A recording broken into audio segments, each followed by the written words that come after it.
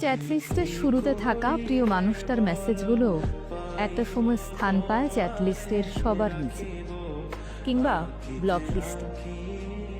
যে মানুষটার সাথে ঘন্টার পর ঘন্টা কথা হতো, একটা সময় পর সেই মানুষটার সাথে দিনের পর দিন, বছরের পর বছর, যুগের পর যুগ আর কোনো কথা হয় না, খোঁজ নেওয়া হয় না কখনো।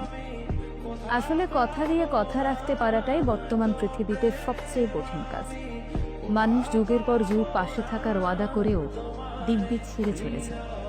যে মানুষটাকে ছাড়া নিঃস্ব লাগতো একটা সময়, সেই মানুষটাকে ছাড়াই মানুষ একা বাঁচতে শিখে যায়।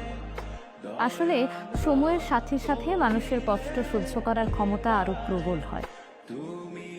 মানুষের ভালোবাসা আর রুচি বদলাতে খুব একটা বেশি সময় লাগে না। অতীত মুছে ফেলা নিতান্তই কঠিন মনে হলেও মানুষের কাছে তা অসম্ভব নয়। আর কেউই তার অতীত নিয়ে পড়ে থাকতে চায় না। আর যারা পড়ে থাকে তারা নিরুপায় হয়ে কিংবা নিতান্ত বাধ্য হয়ে পড়ে থাকে, আফসোস আর আক্ষেপ নিয়ে জীবনটা কাটিয়ে দেয়। তবু মানুষ অতীত ভুলে বর্তমানকে সাজায়। অতীতের সব স্মৃতি মুছে ফেলে কাউকে দেওয়া কথা ভুলে বর্তমানের কাছে নিজেকে বিলিয়ে দেয় হাসি মুখে। সময় আর ভালোবাসা আজকাল পাল্লা দিয়ে বদলায়।